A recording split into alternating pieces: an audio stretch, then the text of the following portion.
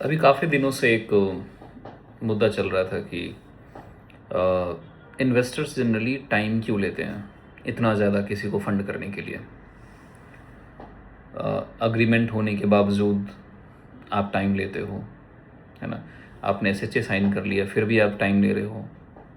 आपको पता है हर एक इन्वेस्टर के पास एक ऑब्जर्वेशन पीरियड होता है।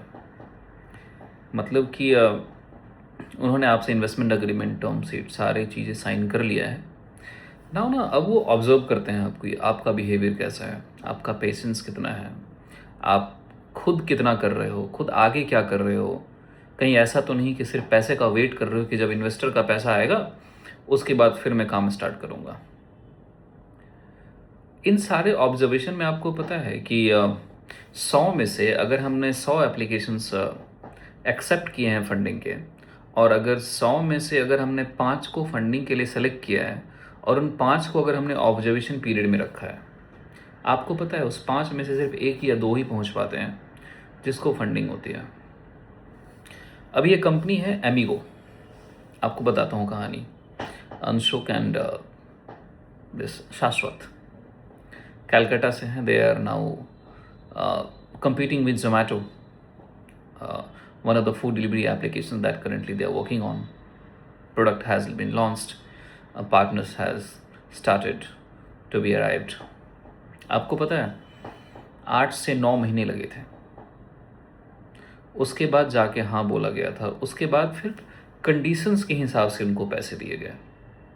ठीक, इतना आसान नहीं होता है फंड रेज करना, पता है आपको। आजकल भगवान मिल जाएंगे आपको, इन्वेस्टर मिलना बहुत मुश्किल हो रहा है, क्योंकि लिंक्डइन पे तो सभी सक्सेसफुल हैं।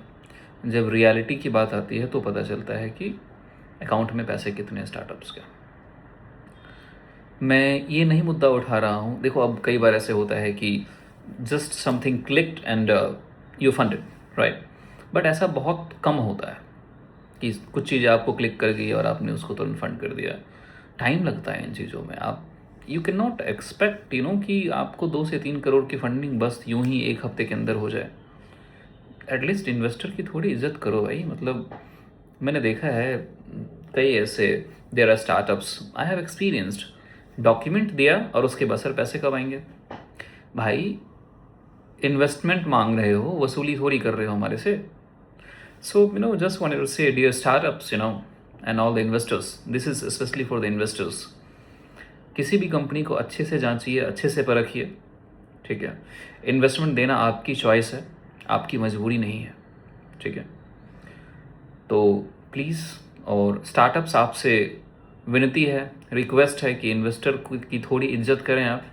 इन्वेस्टर्स को एटलीस्ट वो टाइम गैप, वो विंडो तो कम से कम दो कि आपके बारे में वो अच्छे से जान सके, एटलीस्ट आपके प्रोडक्ट के वर्थ को जान सके वो।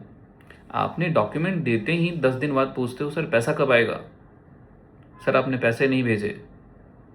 तो आई थिंक कि थोड़ा वक्त तो देना चाहिए आपको, और स्पेशली सारे इन्वेस्टर्स जो भी हैं, एक ऑब्जर्वेशन पीरियड तो बनता है उनका, जहाँ पे जिस टाइम पे वो आपको ऑब्जर्व कर सकें, आपके ऑफिस जा सके, आपसे बातें कर सकें, आप उनके ऑफिस जा सको, यू नो।